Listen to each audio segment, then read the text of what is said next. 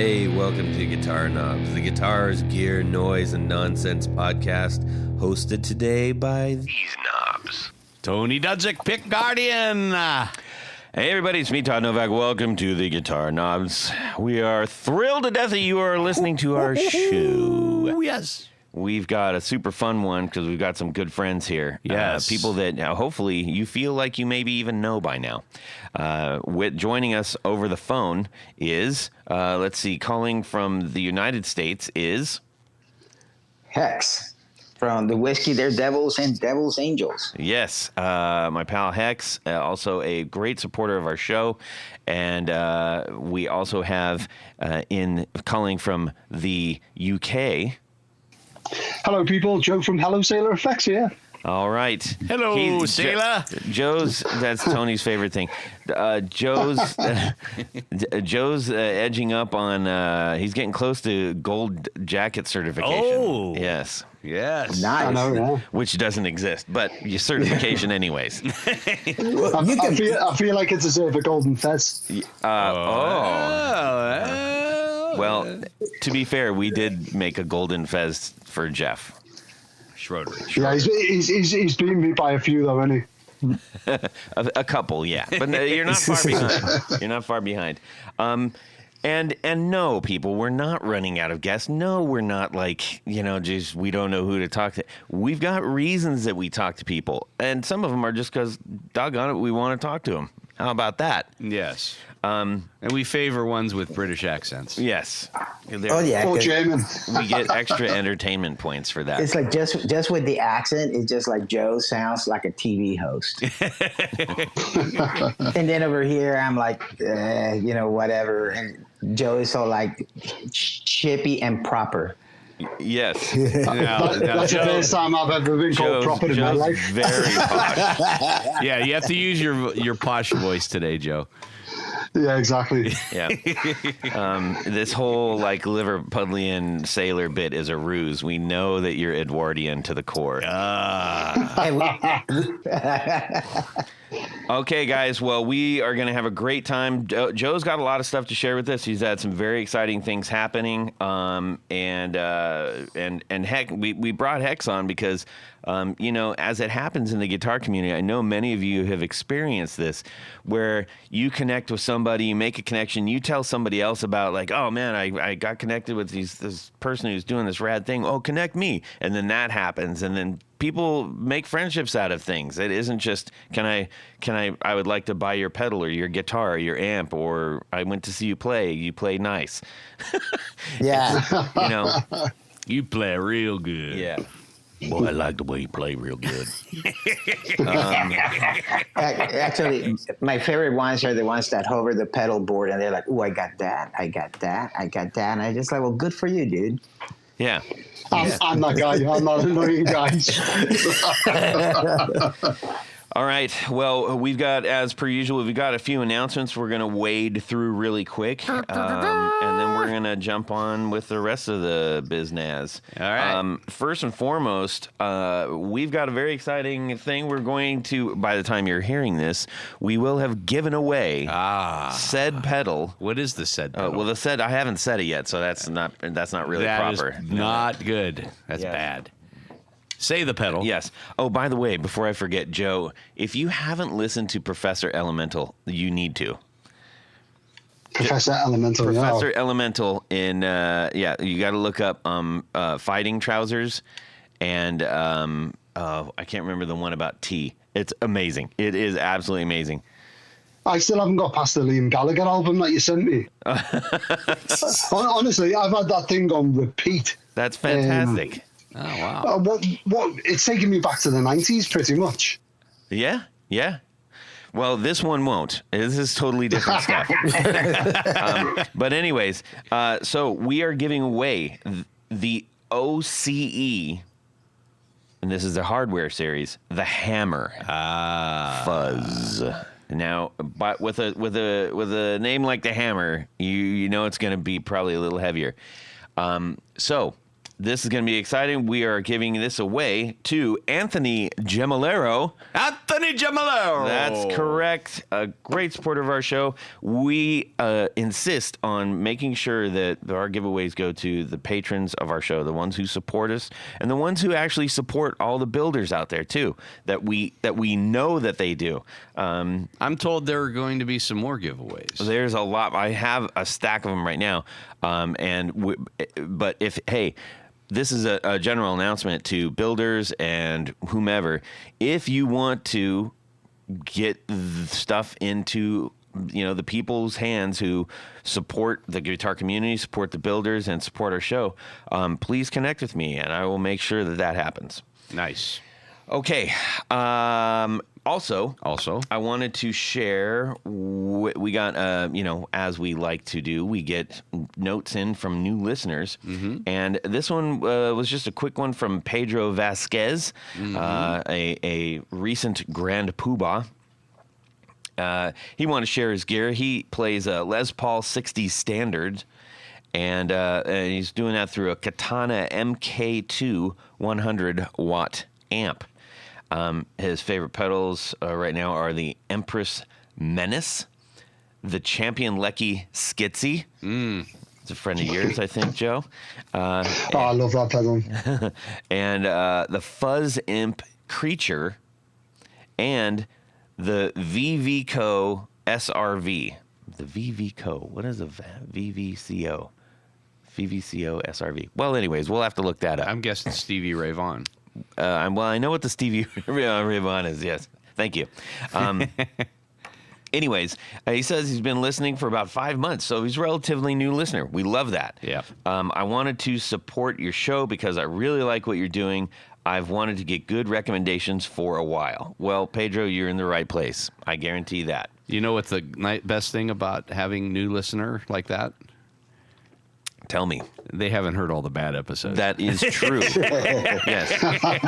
Yeah, we encourage people to work backwards if they But stop at a point. Yeah, skip the first anything under 50 sometimes could be a little under 30. Under, let's keep it to 20. Okay, the first 20. Anything under 10. Okay. Just I've got to say the SRV pedal you've just been saying is shaped like a can of Spam. Interesting. Who doesn't like Spam? That looks insane. I don't like Spam. Why don't you like Spam? It's disgusting. Oh, it's the best. Okay. It's spicy and it's ham. Yeah. I am with you, Todd.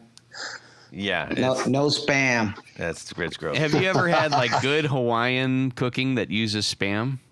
No. Because there's a lot of Spam in Hawaiian cooking because there were lots of rations left over after the war. Yes. And it became a staple in Hawaiian cooking. Yes. You I'm learn something familiar new with every that. day. But I just haven't had it because I don't want it. I'm going to cook you some. Don't cook me any. Okay. I also, in all seriousness, and usually that's a setup for not being serious, but in this case it is being serious. I wanted just to take a brief moment, and I want everyone who's listening to know that I'm talking directly to you. Okay. Touch the screen if you can. Touch the screen if you can. But legitimately, wherever you are, whoever you are, and you're listening right now, I am truly so glad that you have connected with our show. I hope that you are getting everything out of it that you want, and I'm really thankful that you are listening to us and part of the greater guitar community. And thank you so much for supporting the builders on the show and just continuing to listen and connect with us. So thank you. Okay. Ditto. Yeah, ditto, says Tony. All right, guys. Well, let's find out what's going on in our music worlds this week. We're going to start off with Tanya, and then we'll dip over to Joe, and then Hex. Okay, is that my cue? That's your cue. Let me get this up and running here. I don't know how long you've been doing this. Is this my first show? Sounds like it. Well, interestingly, I've kept my eye on Epiphone, specifically the Epiphone USA series. Yes. In the last, 2 or 3 years or so, Epiphone has gotten quite a few models. Well, they've released a number of really interesting USA-made models. Now, I to be fair, I was always a fan of the Epiphone Elitist models, which were made in Japan, but final assembly in the USA. Right. I owned a number of those over the years. They're fantastic guitars. So if you find any Epiphone Elitist series that are made in Japan, buy them. Just buy them. These are, this new series is made in the USA, so alongside all of the other great Gibson products. And they had, up until recently, the typical, there were a couple of acoustic models and, of course, a casino. Why wouldn't you? But recently they released a late 50s version of an Epiphone Coronet. Now, the Coronet was like the cousin to the, like a Les Paul Jr., I guess you would say, because it was a single pickup. In this case, it was a double cut. And the originals, late 50s models, had what was called a New Yorker pickup. It was, a carryover from what Epiphone was making before Gibson took them over, or purchased them, I guess I should say. And out of all of the, most of this USA series, they are, anywhere from $35 to $45 and $100 and more. This one is coming in. The list on it is $16.99, which is, by standards for an American-made guitar, not too shabby. What they did wrong, it looks very much like the late 50s model with kind of an unusual guard. Most of the Coronets that people, I think, are used to seeing have kind of that butterfly-shaped guitar. This one is kind of like I guess you'd call it half a butterfly. But they put a P90 in it, which isn't a bad thing, but it's not historically accurate. So I've done a couple of projects lately on these, one of which our friend Curtis Novak makes a very good reproduction of the New Yorker pickup. And the problem with that is it is slightly smaller than the P90 opening, so you have to create a new guard that kind of covers up the extra space. And so I've done a number of those. I've done some other variations on this. I had one customer that wanted a butterfly-shaped guard for this guitar, which was relatively easy because it's a symmetrical body. And I think what's really cool is, guitars like this, $1,700 is still kind of a leap for a lot of people, but that'd be a big leap. Yeah. Yeah. But, if you wanted something, because if you tried to buy a late 50s model, of course, you'd be a giant leap. Oh, sure. So this, if somebody really, really wanted something like that, it would make it a little more cost effective, even with changing out the pickup to, like say one of Curtis's. It gives you the look and feel, and it's an American-made version, which is kind of cool. So maybe in a couple of years, keep an eye on the used market, because they might be a little less expensive. Yeah, that makes sense. If I had to guess. But I just thought I'd point that out. I think it's cool that Gibson is releasing a certain number of U.S.-made versions of Epiphones, which, I think is a great thing. Yeah. So kudos to Gibson. I have a question for you, Tony. Yes, X. Is that purple Sparkle SG that is limited, that for some reason, Instagram knows all the stuff that I like, and it just keeps popping up on my feed. Uh-huh. It's an Epiphone. Is that part of that same line or no? I don't believe that it is, because they have a separate section for the Epiphone USA models, but they also do a limited edition run, and of course they have some artist models too. And I believe those are all made overseas. So, but yeah, I know the guitar you're talking about. It is pretty cool. It's right up Jared's alley. Yeah. Excellent. Well done. Hex, how about yourself? Well, this actually was a pretty good week. Had a gig last night, had one tonight, but musically, I actually got to pick up an old guitar that our friend Chase Gullett, he actually took this guitar. It was a guitar that my wife had built for me for Christmas as a surprise. And there were some corners cut.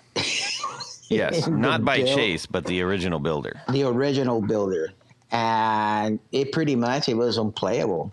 Yeah. And Chase All the just math brought was it. wrong on it. Everything was wrong on it. Yeah, it was pretty much as a pine body that like cut into Telecaster shape, but then the neck is an aftermarket neck, and it just the calculations were completely off. And he made it right. And actually, I'm bringing it out for my gig tonight, and I can't wait to play it. So I am super happy, and my wife is happy that money didn't go to waste. Yeah. She was pretty upset about that. Yeah, well, because you didn't play it for, 6 years or something like that? Yeah, I got it in 18, and I probably played it once live, and then I took it out of the case, and the neck pretty much looked like a bow and arrow. Yeah. Oh boy. And the frets were not, they were put in crooked. It was just like, if you could do The a neck video of pocket what was not to, a mess. Yeah. It was like somebody cut it out with a Dremel or something. It was just really bad.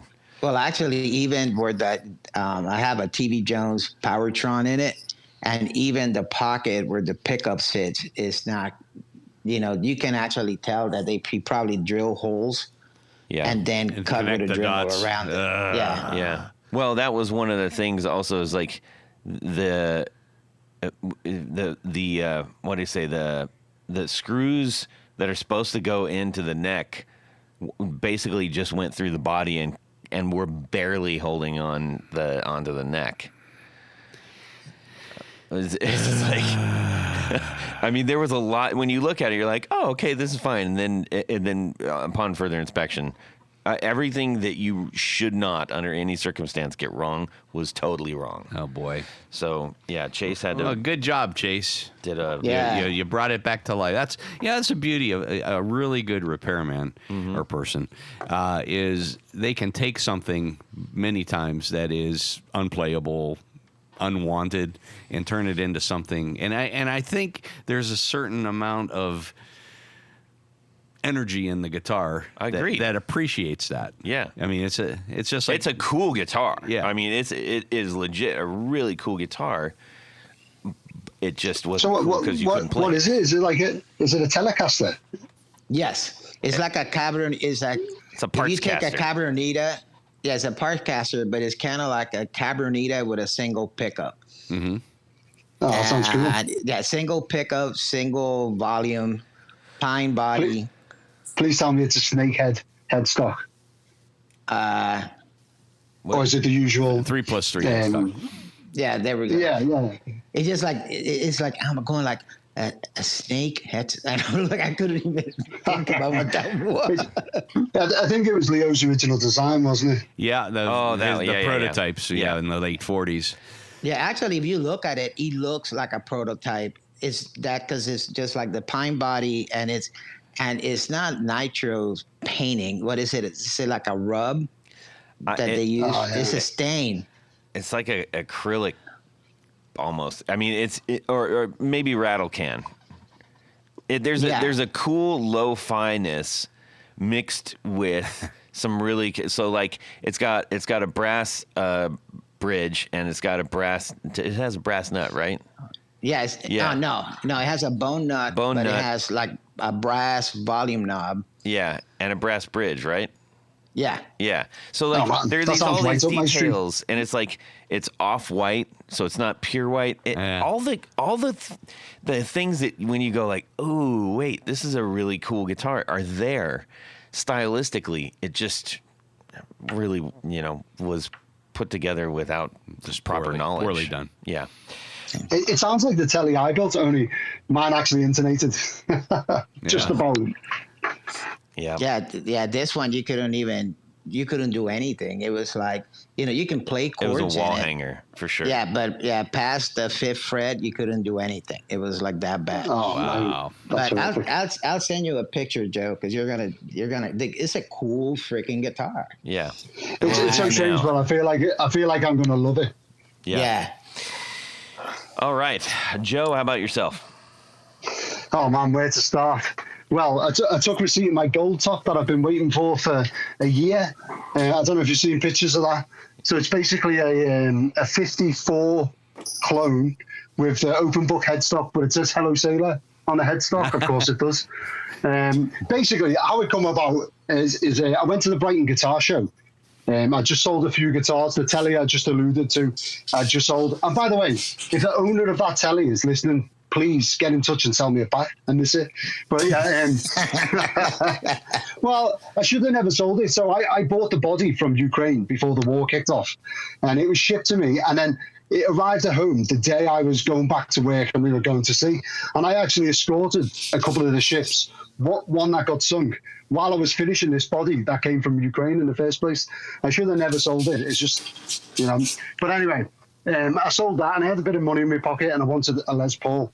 And I bought this one-of-a-kind handmade replica that a guy in Portsmouth had made in his flat, oddly enough. And it was so good. I said to the guy selling it, please tell me who he is. I need to speak to him. So the guy said, no problem, pass me his details. And I become friends with him and ended up ordering this gold top a year ago. And it's basically wraparound bridge, humbucker in the bridge, P90 in the neck, Brazilian rosewood fretboard that I sourced out myself. The body and the neck, I actually picked the wood from piles of wood in his flat. It's so strange. The guy basically builds in his flat with his kids running around, and he won't. Honestly, it's mental. He's like such an amazing luthier. He clones, even the carve on the top is like down to the exact, micrometer reading of a 54. Wow. But yeah, I weighed in, no weight relief, weighed in at 7.7 pounds, which is insane. Yeah, that's respectable. Wow. Well, I was posting pictures of it during the build process, and I don't know if you guys have heard the Sunbear pickups. So Stuart from Sunbear got in touch and said, mate, I would love to send you a set of pickups for this. And he just sent me a random set of pickups, and they're fantastic. Yeah, it's just a weird, strange, crazy guitar. So that's cool. So you ordered it a year ago and you just got it? Is that what you're, yeah? Yeah, well, I got it like 2 weeks ago. Okay. And of course, I instantly stripped everything off the guitar, started my camera and filmed myself beating it up and aging it and posted it on the internet. So expect it all on myself, change everything on it straight away. Oh, yeah. Well, that's cool. So you didn't send the Sunbear pickups to him. You installed those yourself. Yeah. So I'd already bought like a set of Seymour Duncan, like a staple P90 for the neck and whatnot. But it even went as far as cloning the neck on my 1960 Melody Maker, because I'm in love with that guitar. Yeah, he cloned that neck, and it was just a really cool process. And I haven't been able to put it down. Usually what happens is I buy a guitar, I love it, I bring it home, I play it acoustically next to my Gibson, and then I sell it. But this one's holding its own. Oh, that's cool. Yeah. That's now what color is that? Gold top. It's solid gold all over. So we sourced out the gold original. top. I'm sorry, I missed that. My bad. Is it gold on the back too, or is it brown back? Gold on the back too. Oh, that's very. He sourced out the original copper flake paint that Gibson used in the 50s, Mm-hmm. so it'll go green. It's just an amazing guitar. Like, he went to so much trouble with the details. It's split parallelogram inlays as well. I absolutely had to have that. Ooh, I like that. So I don't know if you guys remember back in 2008. 2008? Yeah, 2008, Gibson did like a guitar of the month. Yes. Do you remember them? Oh, yes. So I had the LP295. And I did the pick guards on those. Oh, really? Yep. Oh, no way. Oh, I love that guitar. I should never have sold that thing, but another one that I've loved and lost. But I really gassed after that since I sold it, and this is kind of my hark back to that ish. That's awesome. Yeah. Well, that's really fun. Tony, you just dropped a little bit of knowledge I don't think any people know. Can you explain that? Oh, yeah. So, when was this? Back in 2018 or something? 2017, 18? I forget when. Several years ago. I had gone on a tour of Gibson, and we got to talking about, because at that time I think they had a guitar of the week, and then they changed that to the guitar of the month or something like that. And they had several prototypes there that they were considering, and I've always thought, like an ES-295 looks like a big hollow body version of a Les Paul. And the big difference is, it's a gold top, and it's got like a floral design on the pickguard.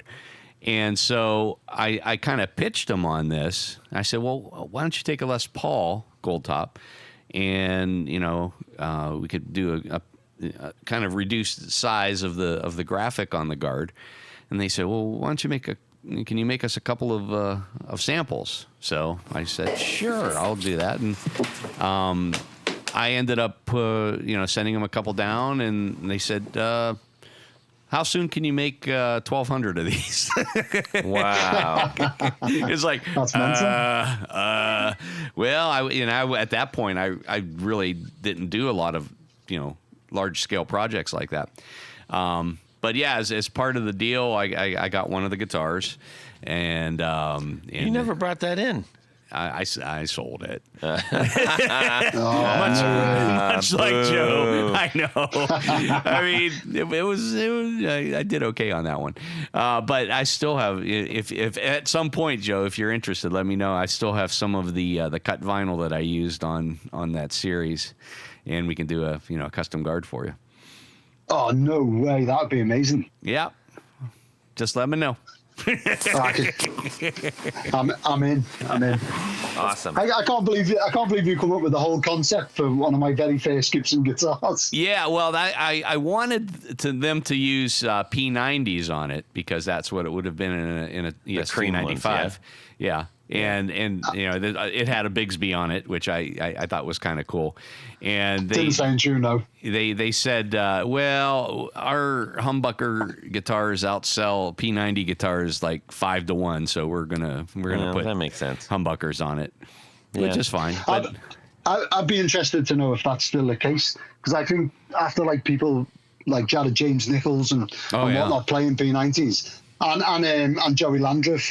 When he first got his gold top, it was a P91. Mike Ness, I feel like they'd come back. Yeah, no, I think that's true. I mean, and I generally prefer P90s over humbuckers in a lot of cases. Some people can't live with the noise, but there are some good noiseless options now too. I think the noise is half the fun, man. Exactly that. The volume knob when you're not playing, just turn it on. Yeah. Problem solved. Yeah. Well, as for me... Oh, how about you, Todd? Thank you. I appreciate that. Man, I had one heck of a fantastic guitar week, I have to say, because... Do tell. Well, it started off... I've been investing...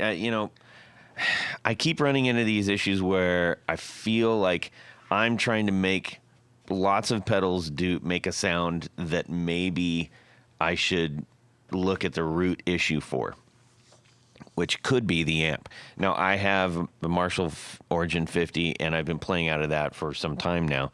And I've done loads of shows with that, and it sounds great.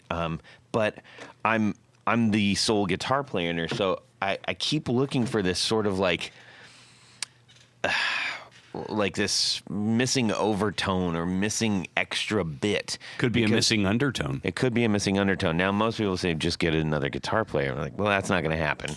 But because the Marshall's so focused, it's almost like linear in its delivery. Now, what are you using the Supro at all?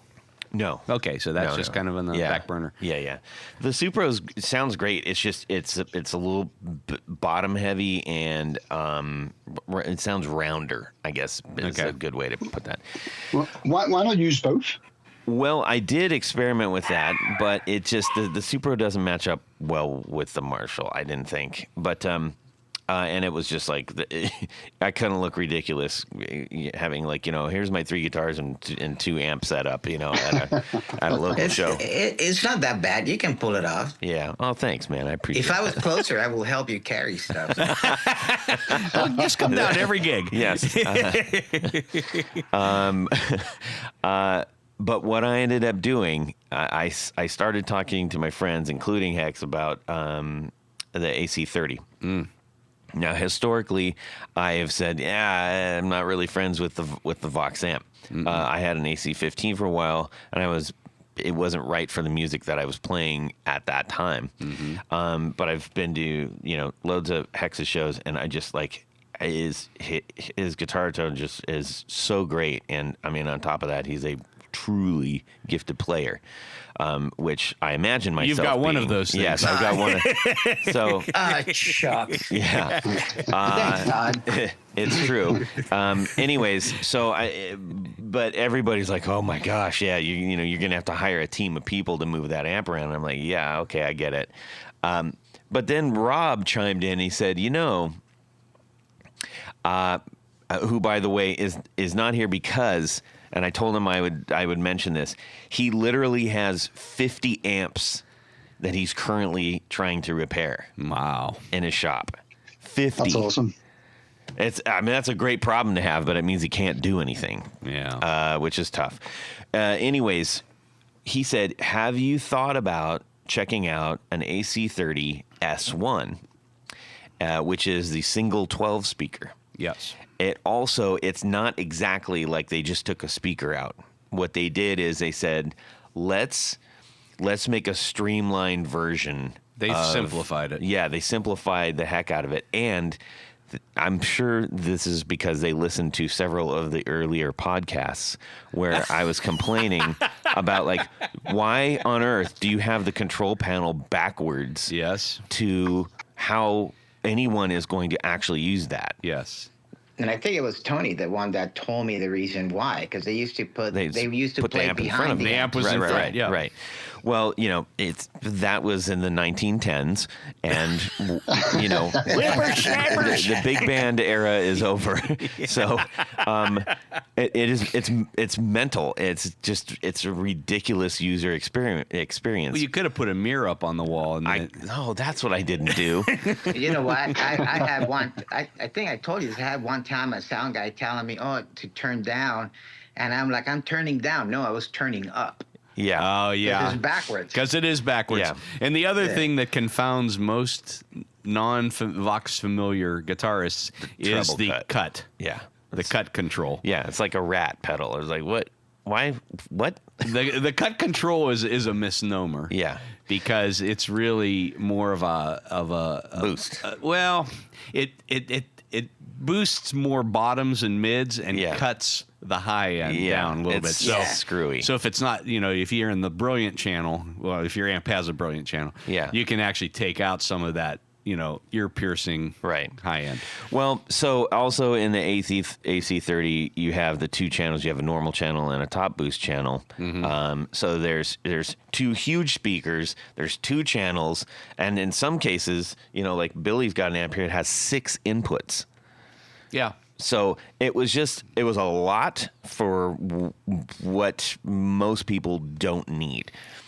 Now, what they did with the AC30 S1 was they dropped that down to an on switch, a standby switch, a volume switch, a reverb, which they've got a digital reverb in it, which doesn't sound super great, but that's okay. And a low, a treble, a bass, a treble, and a gain. That's it. There's no mid on that one? There's no mid. Okay. No, pretty much what it is. Sorry, I think there's no mid. So it's just what they did was they just took the top boost channel and put it on an amp. That's what it is. Yeah. Essentially, that's it without the cut control. Yeah. The other difference that they did is that they spent. They said a lot of people complained that the AC30 didn't have. On the top boost, didn't have any good bottom end, like punch, bottom end bass punch. I'm not saying that. That's what I don't agree with that. But okay. Okay. Those were things that they said. Hey, so we thought let's give that a little bit of a lift. Yeah. So all in all, it's about maybe half the weight and much simpler. And I am really liking it right now. And that one has what speaker was in that one? I think That's a Celestion. It's called a Celestion VX12, I think. VX12. Okay. So it's more along the lines of a greenback or a creamback, probably. Yeah, pretty much. If you go on the website, because I have one of those, it's like the way they describe it is just like they wanted a speaker that was a single speaker, but it sounded like two. Okay. Yeah. If that can actually happen, but that's the selling point. Yeah. Yeah. So, it kind of looks, I mean, if you're looking at it, it looks like a lot of I think it's the G12s that come in, or is it the G12s? Yeah, I think the G12s are the 7080s. It's a 7080 speaker. That's the Celestion ones that come in like just the standard like Marshall boxes of like if you're buying an extension cab or something like that, it kind of typically come in that. Right. So then I said, Tony's like, well, first thing you got to do is replace the speaker. And well, having never heard it. I don't need to hear it. I can tell you, replace the speaker. Well, and the reason why is years ago I had a Vox AC30 CC1, which was the Chinese-made 112. And it had one of those neodymium speakers, which was the single C is what is more accepted, if I'm correct, as opposed to the CC, right? No, CC2 was the two speaker. The CC1 was no. I just mean it was. There's a C1 out there as well. It's not. They're not all CCs. I thought they were all CCs. I thought they were all CCs too. Okay. I think the numbers. It also reflects on the kind of speaker, because I think the one has greenbacks, and I have the two, and it has the blue Alnico speakers. Yeah, that's right. Yeah, you are right. Yeah.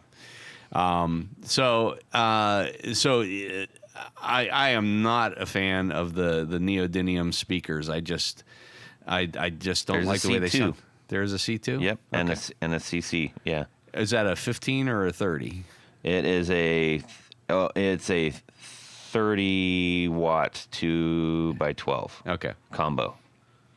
Yeah. And I think that the 15s, they do the C1 and 2. Yeah. But I think it's a single C, because I think the C's is just for the speaker. Okay. Yeah. Well, anyhow, so I had one of those, and I thought that's what we were dealing with. But now this S1 does come with probably a more decent speaker. But I think you would really, if you want a true Voxy tone, I think you have to go with an Alnico speaker. Yeah. I was thinking the same thing as he was describing the amp. I was thinking, I wonder if he's put an Alnico in it yet. I started looking into that. I mean, it's just, man, those things are expensive. They're so expensive. It's a couple $100. It's a $250 for a single speaker. Well, and that's WGS. And that's the reason why when you have the option of getting either the greenbacks or the blue Alnicos, the blue Alnico one is more expensive than the greenback Yeah, one. for sure. Yeah. For sure. I'm not saying I won't. I'm going to try to find something. But in the meantime, I'll have to do with what I have. Well, Todd, the AC30 that you heard me play through, that has blue Alnicos on it. Yeah. That's the sound. And I can tell the difference between the greenbacks, because my friend Thomas has one with greenbacks, and I have greenbacks on my AC15. Yeah. And it's like the greenback just has kind of more of that Marshall-y bottom end. Yeah. The blue Alnicos, they're more mid-range focused. That's why, like, sometimes, with overdrive, he just has that growl. Yeah. And it's the blue speaker. Yeah. I'm going to look into that. WGS has a speaker called the Blackhawk HP, which is a higher watt. I think it's a 60 watt Alnico speaker. And I mean, those are $239. But what I'm going to do, I'm going to actually, I think it'd be cool to do some sound tests with like a couple different speakers. So I'm going to actually reach out to them and see if they take one of those fanes out of your Sound City. Oh, yeah, I could do that. Oh, and I also have the LPV with the old veins. I think there's veins in there too. Black Shadow, is it? Black Shadow speaking? It's the old deuce. It's the old deuce. Anyways, I played through that before, and the speakers sound fantastic in that. I legit, I was like, oh wow, what's this? Anyways, all kinds of good stuff there. That's cool. That. I think you'll grow to enjoy that lamp. That Yes. amp, and that one also has a effects loop, right? It has an effects loop, which is. So here's the other part of that. I plugged in my board, and immediately it was just, and I was like, oh no, what have I done? What's going on? And I unplugged every pedal that I thought it could be. And then I said, wait a minute, because I had just put the line 6 back on the board. The line 6 into the front of that thing, it doesn't work. It just flat out doesn't work. So I ran it through the effects loop, and it was quiet as a mouse. Huh. So now I get a complication with that if I want to do that. Now Rob was saying, especially like in with your time and space kind of pedals, like definitely put them through the effects loop. But everybody that I've ever talked to, and I haven't had a problem running that through the front of the Marshall. At least I don't feel it sounds like a problem. Huh. And the thing that I kind of didn't like about it is that I felt like I was playing my drive stuff, and there was like a different amp that was sending the sound of the time. They didn't feel connected, and that was really throwing me off. Well, I mean, there is a couple millisecond delays between if you're using the loop versus going into the front end. It was a weird experience. I was like, I don't know if I like this. So, ugh. Anyhow, right. I'll give you $100 for it right now, cash money. Yeah, exactly. So I'd be curious. We're gonna be standing in line because I wouldn't mind having another one. Yeah, and I did get it for a crazy good price. So that's kind of what pushed me over the edge of that, because I don't have a lot of. I actually, believe it or not, people, I'm not loaded, and I don't have a lot of cash to throw around for guitar stuff. So I have to sell a couple other things to make up for that. But Well, welcome to the club. Yeah. But on a side note, I actually got to be present while Todd was trying the amp. Oh, And you helped me I out big time with that. Yeah, and I kind of like put him kind of like on the sweet spot. Yeah. And it's just like I always set up my box amps like bass and treble at 12 o'clock. Yeah. All the time. Yeah. And depending on the room, I can actually, I might need more treble. I might need, but You can go up and down from that if that's your starting point. Yeah. And I think like the on yours it actually says gain, but on a typical top boost circuit it just says volume. Yeah. So it's pretty much the same. It works exactly the same way.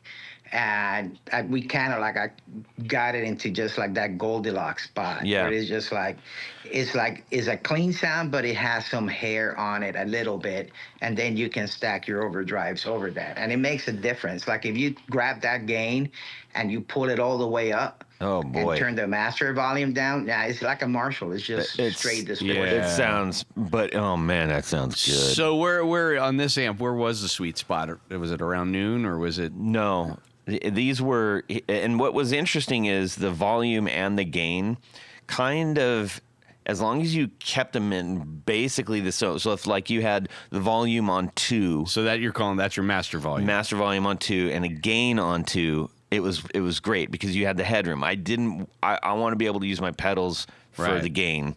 Even though that Vox, the gain sounds fantastic on it, it's not, I need it a little bit more focused. It's a little too bloomy.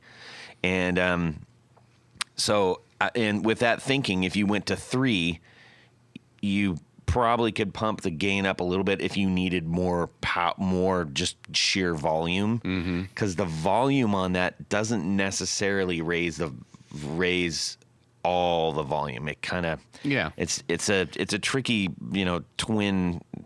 See, now I've always if like my 15 has a bypass for the master, but if I have an amp that doesn't, I always turn my master full up and then use the gain to control the overall volume. Yeah, the gain is where like the real sound of the amp and the body come in. Yes. I mean, it's unmistakable. If you start turning it, like, oh, there it is. And it really does have like punch. Like it rumbles. I was excited to hear like that. It was pushing a lot of air. It was great. Hex, on your 30s, do you use the master or? Yes. So pretty much, I usually set up the master, like if you're looking at it, from behind the amp, it's like about 10 o'clock, and my top boost volume or gain is actually set up between 7 and 8. Okay. Because I like my clean sound pretty much has, like I was saying, it just has like a little bit dirt on it. Mm-hmm. And then what I do is I just take like an overdrive pedal, and instead of using the gain of the pedal, I set it up in a way that is just pushing the amp harder.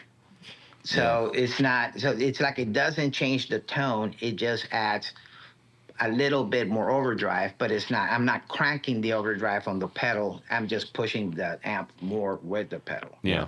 And in fairness, he plays cleaner stuff. So Have you ever thought about using an overdrive to clean the amp up?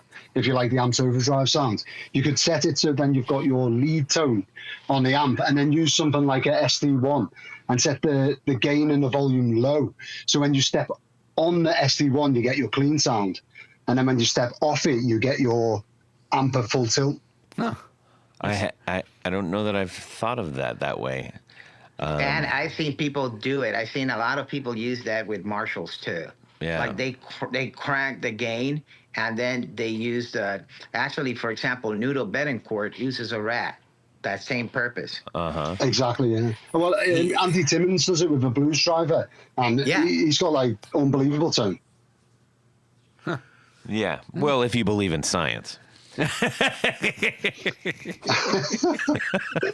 Anyways, so yeah, that's fun times ahead for me. Wow, we went into a mini Vox episode right there. I mean, it is a mysterious world. It really is.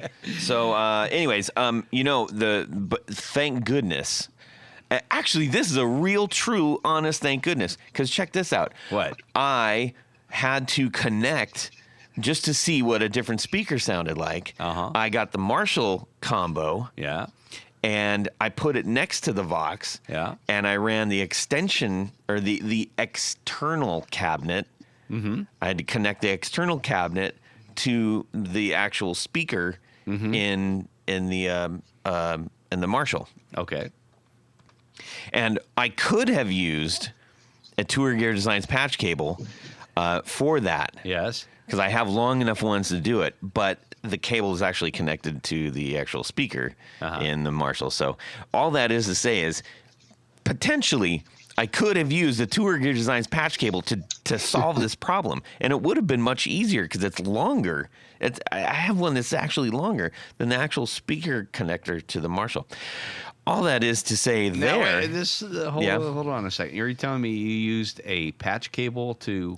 I couldn't, but because the cable was already connected to the speaker. I'm going to stop you right there because never, ever, ever use an instrument cable as a speaker cable. Yeah, I didn't. But what I'm saying is the length was long enough to do that if I wanted to. No, I don't want you to do that. I won't do it. Please. I won't. I promise I won't. For the love of God, please. I will not. However, I could have. And look, there's I think what he's saying is, Tony, you ruined the segue there. Yes. Yeah, I've ruined his whole plan. You absolutely did. How about this, Todd? Joe, you understand me. Todd, you were talking about needing to use the effects loop. Yes. Wouldn't it be a better use of a Tour Gear Design patch cable to patch your pedal board in through the back of the effects loop? Indeed. And actually, this is a real thing.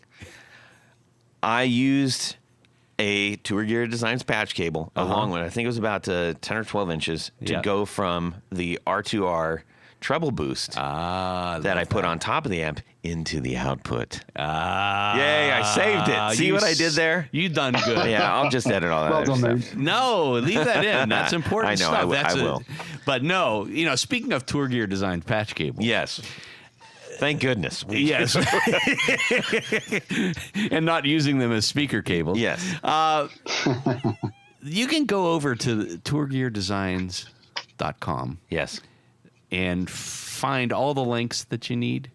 They have a C shape and an S shape, so you can connect side jacks to top jacks and all the good stuff like that. And load up your cart. You're going to love this stuff. They're flat cables. The little teeny tiny ends take up less space than you can ever imagine. And when you get to checkout, there's a thing that says coupon code. And you're going to put in there? The Guitar Knobs, all lowercase, all one word. And you're going to save 15%. That's 15% on an already reasonably priced product. You may go back after you see that and start loading more into your cart. Indeed. And do it. Indeed. It's good. It's a good thing to. It's the smart thing to do. It is the smart thing to do. So thank you to Tour Gear Designs Patch Cables for sponsoring our 4 on the Floor. Tony? Let me get a little bit of this. 1, 2, 3. 4 on the Floor. All right. Joe Halliday of Hello, Sailor. Hello. Why don't you give us your fifth floor on the floor? Oh, man. Right, so first, a bit of a weird one by Hawkins Designs. You've probably never heard of it, but it's the guys from the Band of Darkness. Oh, They yeah. released yeah. a dual pedal. So it's got both of their tones on, foot switchable lead. I absolutely love it. It's terrible. This sounds terrible, but it's terrible mixed with any other drive pedals because it does it all itself. It doesn't really play well with other pedals. But if you want something that goes from like crunch to lead and that's the only drive pedal on your board, it's fantastic. And the look of it's amazing as well. Yeah. I don't know if you've ever tried them out or seen them about. No, I haven't, but we've tried. Actually, one of our supporters actually sent me a thing. Had Justin Hawkins do a direct message to me on Cameo, which like blew my. Oh, that was so good. It was so cool. Oh, man. And Did so you cry? What? Did you cry? Dude, I almost did. Like honestly, because it was like I wasn't expecting it. Yeah. And but I did reach out to Hawkins to have him on the show. I would love to have him on the show. I mean, it'd be amazing. So talented. Oh, yeah. I mean, did you watch his YouTube channel? Oh yeah, it's great. Genuinely, the guy's a genius. Yeah, I would. If you ever connect with him for any reason, please let him know that I've been trying to get him on the show. Oh, absolutely. All right. So yes, it's got a giant octopus chasing a girl with ping pong paddles. Yeah, that's the one. Yeah, I It's mean, mad. legitimately, that actually is what it. I didn't make that up. It's amazing. It does look like someone's been taking some illegal substances and then just let rip on the front of it. Yes. It's mad. Yeah. Oh, it's pretty neato. Okay, so what's number 2? Oh, by the way, that pedal, if you want to order one, is $250. So there you go. Which is not bad for No. a double overdrive. Nope. Yeah, and it started out as a limited edition, I think. So they must have been selling well. Yeah. Number 2. Number 2 is going to be the Fat Machine from Static Effectors. Have you heard of them? Static Effectors. Yeah. What's it called? The Fat Machine, but fat is spelled PHAT. Okay, Fat Machine. I don't know. Yeah, it's a fuzz. Okay, no, I'm not familiar with that. Okay, great. That's 2. Oh, mate, honestly, this fuzz is amazing. If you want that blown out, fuzz facey, the Hendrix 5 silicon fuzz, this is the one you want. They've done it all hammered paint as well. They look amazing. I believe you, but I have to say this in all good consciousness and legally have to say this. I don't know how it's going to beat the one that you already made. I was just gonna say that. But that's very kind of you to say. But I'm willing to put them to the test.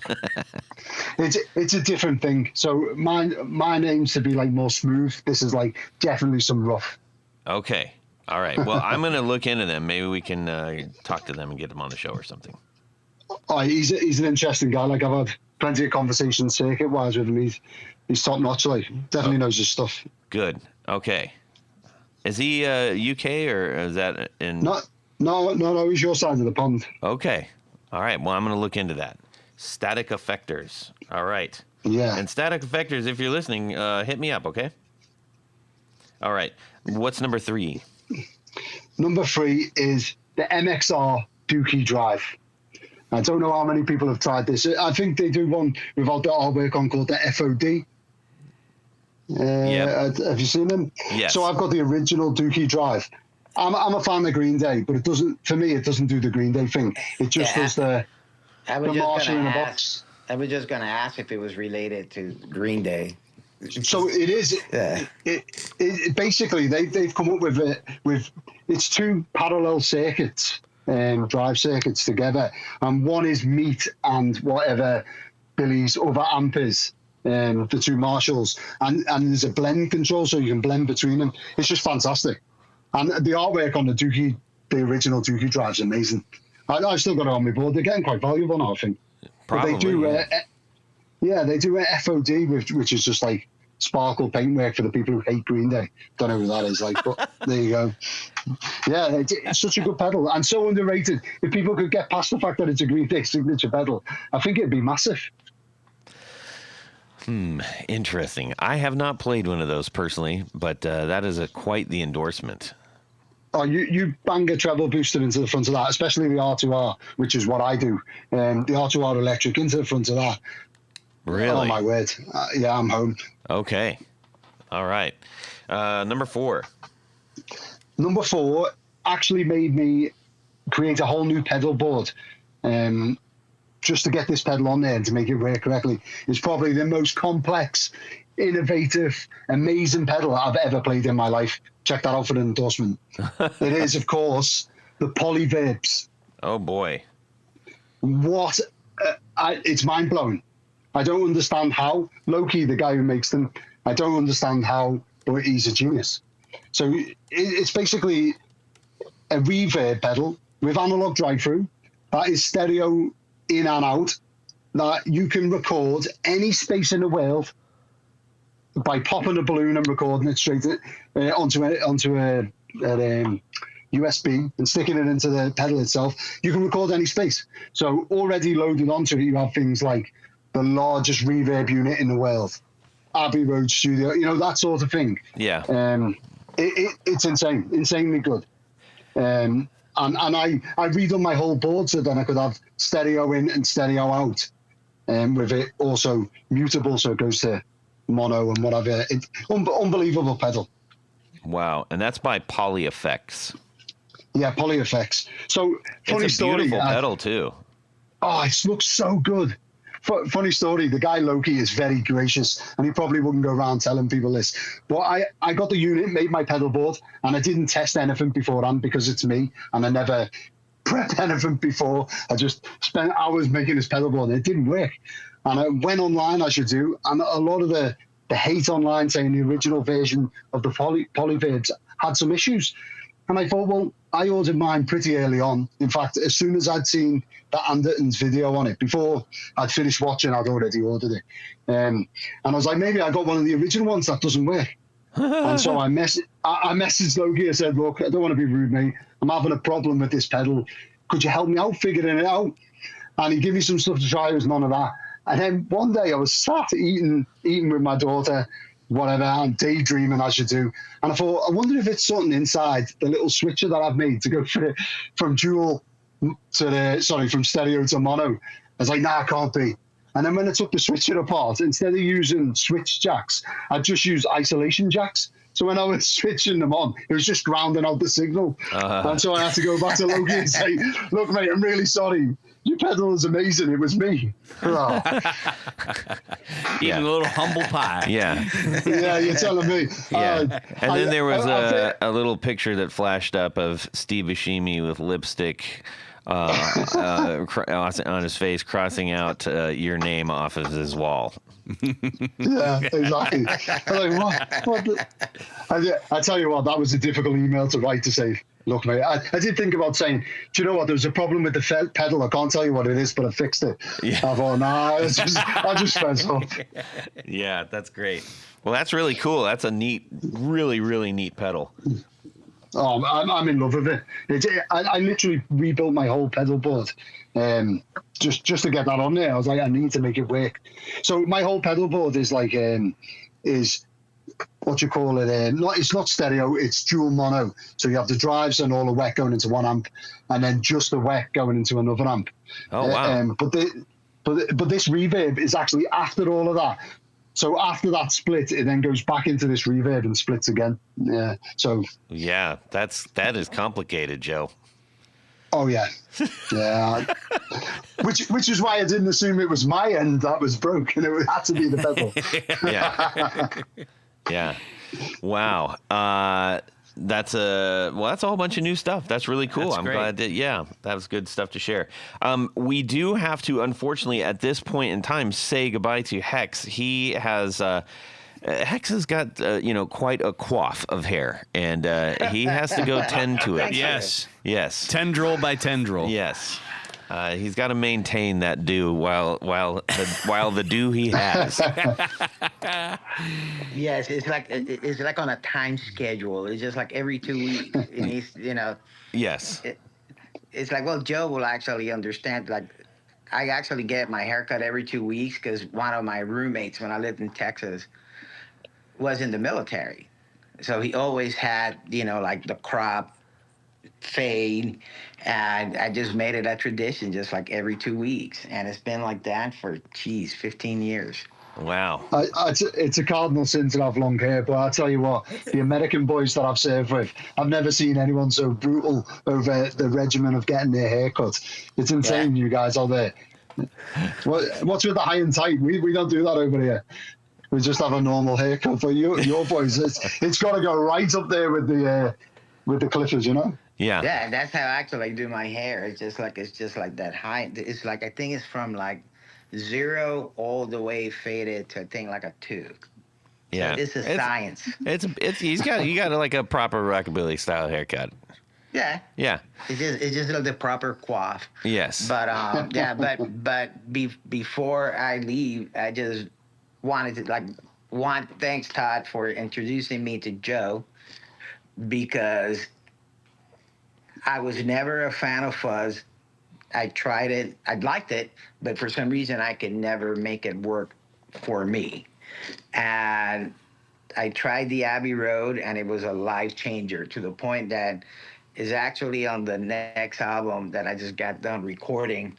And even my record producer, he's like, that is the cleanest fuzz. And when I mean clean, it's not clean as in the sound. It's just like, if you literally just, all you have to do is just put your hand on the pickup and it's quiet. There's no like, like fuzzes are temperamental. Yeah. And, and even if you're not playing, you hear the hiss, and it's very recording friendly. It's a game changer. And through P90, like it loves P90s, it loves Filtertrons, it loves humbuckers. I've actually tried it through one of my Telecasters with single coils, and it just sounds amazing. And, that's very nice of you to say, mate. And if you don't have one, if you're listening to this show, get it, because they don't only sound cool, they also look cool. Which, they're all different. One of the that's the beautiful part. They're all different. And the artwork is great. It's just like they sound as cool as they look. Oh, thanks, mate. It's really weird because me and Hex have the same taste in just about everything. So I automatically know what he's going to like. Also, I've just sent you a range master in that last package, mate, on top of the pedal I fixed for you. I think you're going to love how it looks, but you'll also love how it sounds, because I do, and we have the same. It's so weird. Oh man, That's cool. Yeah, and thank you very much. Oh, you're welcome, mate. All right, Hex. We'll talk with you later. All right. Thank you, guys. All right. Take care. See you, Hex. See you later, mate. Bye. Take care, brother. Bye. Okay, now the adults can talk. No, I'm just I remember hearing that as a kid every once in a while. I was like, what does that mean? Anyways, now I know, by the way. Joe, let's get, you got some great news to share with us. We've had a great time just yapping about gear and stuff right now. We're going to continue that, but you're going to do the talking here because you got some great stuff to talk about. Oh, some insane stuff going on right now. So firstly, I've done, this is an exclusive. So I took this new product out on the road with me to the Brighton Guitar Show last weekend and shown it to a few people. But officially, this is the first time anyone's hearing about it. I've teamed up with Vintage Guitars to bring a Paul Kossoff replica single cut guitar. That's going to come with one of my Kossoff pedals, and there's only going to be 10 of them. So they're 100% built in the UK, nitrocellulose lacquer, and it'll come with a pedal that's also finished in nitrocellulose lacquer. And I'm so excited about this guitar, words can't even describe. And there's only going to be 10 of them. I've already sold one to myself, so there you go. So there's 9. Yeah, I couldn't not. I mean, come on. Vintage Guitars basically have been trying to get in touch with me for maybe 2 years. But every time they send an email, I get deployed. And it's only since I've been home more that a mutual friend put me in touch with their managing director, and we hit it off about this, and they seem to want to go into the I hate to use the word quote unquote boutique. I was taking the mick out of myself with the boutique word, but they want to get into that market because they do a lot of mass produced stuff. Yeah. And they're starting to build some high end guitars, and I want to obviously spread the word about Hello Sailor. Yeah. So it's kind of a match made in heaven, and they actually were meant to get this guitar to me maybe Christmas time, but Paul, the guy I'm in touch with at Vintage, Paul said this is actually the 3rd guitar they've made because they weren't happy with the first 2. So the prototype's with me now, and it got a great reception at the Brighton Guitar Show. And your listeners are the first to actually hear what it is. Wow. That's super cool. I always appreciate any kind of exclusive news that we can share. Especially because then our listeners get to hear it first, and not just me and Tony. Yeah. Okay, so everybody's probably heading towards the internet at this point. Can you tell us more about this? What's the finish? What are some of the specifics? How much are these going for? Where can people get them? Any of that stuff. Okay, so for those who don't know, Vintage are actually part owned or part run by Trevor Wilkinson, who from Wilkinson Pickups and Parts and stuff. So all of the parts on it are Wilkinson Deluxe parts, the higher end stuff. Down to the pickups are the WVC nickel covered humbuckers. The bridges are Wilkinson's Tunematic, their higher end version. The body and the neck are mahogany, and the cap is maple. It does have a maple veneer, which isn't really my choice or my preferred choice, but my goal with this was to beat an Epiphone price, so the same sort of high-end Epiphone, and offer the fact that it's a limited edition and put a pedal in with it. So they actually sell for $11.99 UK. But everything else is, as you would imagine, a good single cut guitar. So 12-inch radius, scale length is 24.75 inches, 22 frets, 43 millimeter nut. It's got a graphite nut. I was thinking about bone, but that would add to the cost. And the aging on it, let me tell you, each thing. I mean, I don't know how much you know about Paul's original guitar. It's living over your side of the pond now. And Chris, the guy who owns it, is an absolute legend He owns one of the first Kossoff drives as well. Wow.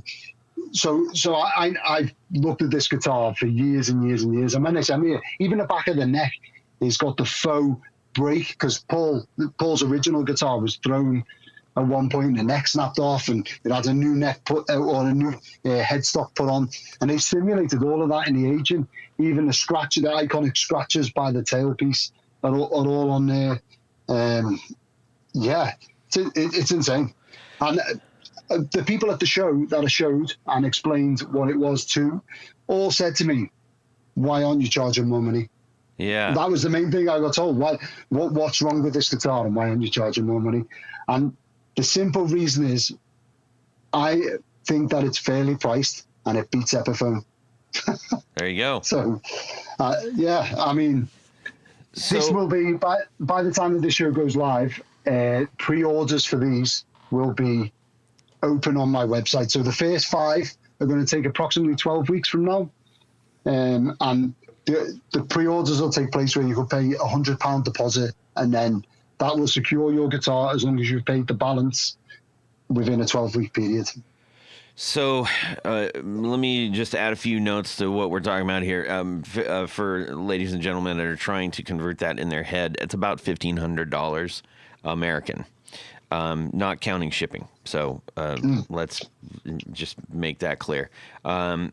So with that in mind, these are going to go immediately, I would expect. I mean, you're going to have to jump on this real quick, everybody.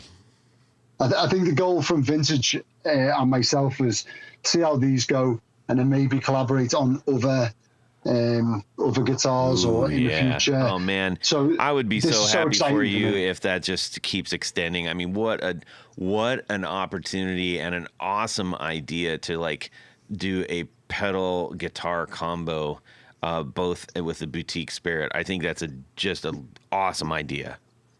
And it gets so much better with it. I've got some other things to go on the case, like the hang tag is being designed by my buddy Eric over in Australia.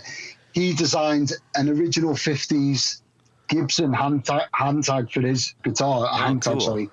And so he's changed all of the text to be, vintage guitars by Hello Sailor and all the specs of this guitar on, but it's the original dimensions and font and everything that you can imagine in as much detail as you can imagine from someone who's obsessed. So that'll come with it as well, and they'll all be hand signed, certificated and whatnot. And for those who order early, I'll let you pick the serial number. Now, Joe, what I want to make sure is that because this is going to be going, I'm going to make this live. I'm hoping to have it up Monday a.m. for all the commuters. Is the website going to be up by then? Yeah, well, I've been holding off. I've been holding off posting it on the website until we got this episode recorded. Brilliant. So okay. We'll stay in connection, but that's what I'm hoping for. I'll let you know by Sunday if there's any issues with that. I don't think that there will be. So if you're okay with that, then we can just plan for that. Absolutely, that's perfect. Okay, great. So and then that's going to also help people not trying to contact you directly, going, "Dude, save me one." Yeah. Tony. Joe, can you save me one? Cool. So, you've done a few things. You have several pedals, let's be honest, in the spirit of sharing your passion of Paul Kossoff, with the drives and everything. Can you first tell us, who Paul Kossoff is, for those who don't know, why you care, and what are the pedals that you've made associated with that? Oh, so Paul Kossoff played for a band called Free. I mean, I think everyone would instantly recognize the song All Right Now. That's their big one. Yeah. But also not their best if you dig into their back album.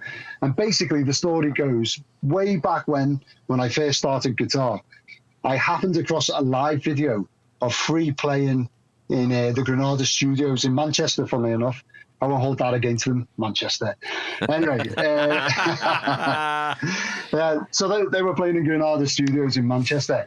And it looks to me like Paul's playing through Orange, oddly enough. But from the first chord he hits, it's that low mid-range rumble straight in your chest. And it changed the way that I think about guitar tones, literally forever. And I've been chasing that tone. And so the idea behind the Kossoff drive was to try and get any Les Paul that I owned. I think at the time I had a white Les Paul Custom. Any guitar that I owned, to get as close to that with a neutral sounding amp. Now that's pretty ambiguous and vague, but that was the idea behind it. But Free, as far as they go, people would also know Bad Company, which is Paul Rodgers' band after that. They're in the same era. Yeah. I mean that song All Right Now is like one of the greatest rock and roll riffs ever. Just those first four. Or was it for no? Yeah. Anyway, first couple of chord, it's just like it's unmistakable, and it is like that is if you sent what does pure rock and roll sound like, and put it in a little like data thing and sent it into space, that's probably what they would have picked. Yeah, or you could send it to AI and it would generate 1 million new versions. Yes. So, anyways, I think that's very helpful in understanding exactly the whole Paul Kossoff thing. So, Joe, based on that, you've created more than one pedal, I believe, having to do with Joe Kossoff, right? So the Kossoff drive basically is using JFETs to get the overdrive sound. Now, I hate using the amp in a box, quote unquote, saying, but basically the JFET sound very, very amp-like. They clean up with your guitar's volume, and they have that sort of dynamic response that an amp has. Now, what I found was there wasn't enough gain in there for myself. So I further developed it into adding my favorite effect on top, which is, of course, the Rangemaster. So a Rangemaster and a Kossoff drive in the same box is kind of like, well, it's my ideal pedal. Yes. And one of my friends actually said to me, a Rangemaster and a Kossoff drive, why don't you call it the Free Range? Free for Paul Kossoff and Range for Rangemaster. And I didn't understand that. That's crazy. How did I not pick that up? No one does. Everyone's like, "What? You like organic?" Like, no. What? Yes. Yeah. So actually, HP Guitars, the guy who, if he's listening, I know he listens to the show. He'll absolutely lose his mind that I've just said it on here. But he come up with it. He's like, I was like, what a great idea for the pedal, or a great pedal name, and that's how it come about basically. So that is my my all-in-one Koss pedal. And then, of course, because it's me and I get bored and nothing can be the same, I also got a lot of requests for delay pedals. So I made the Kossoff delay, which is a Kossoff, so it's a Kossoff drive and a delay in the same box. Four knob delay using the PT3, I forget what the chip is. Anyway, it's a digital chip, but it's got analog drive through. So you don't have that weird time difference thing. You can use it wet, dry and stuff. Right. But yeah, I made a couple of them. But the problem is, because I don't use PCB, the pedals have to be huge to fit them in. And so I only made a couple and they did sell. But I always think, you're not going to price up to ridiculous amounts in my view. Yeah. And also the pedal's huge. So who's going to fit that on the pedal board? Apart from me, of course. Yeah. It really honestly is kind of a, like, what the hell is this kind of a pedal? It's tall. It's much taller than one would expect, at least the box that I got. Well, your one is a complete one-off. There isn't another one in that enclosure. That's an old power pack from the 60s. Oh, that wild. Stripped down and made that of. I mean, I tell you what, I refine my layout. So I was actually talking about this today. Every single pedal builder that you've ever seen, if you take the back off the pedal, you can almost instantly tell who built the pedal by the wiring.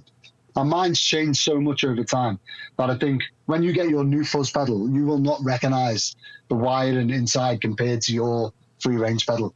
It's a different beast. I would cringe seeing inside the older ones because it kind of looks. I've shared that with so many people because I'm like, hey, you want to see something insane?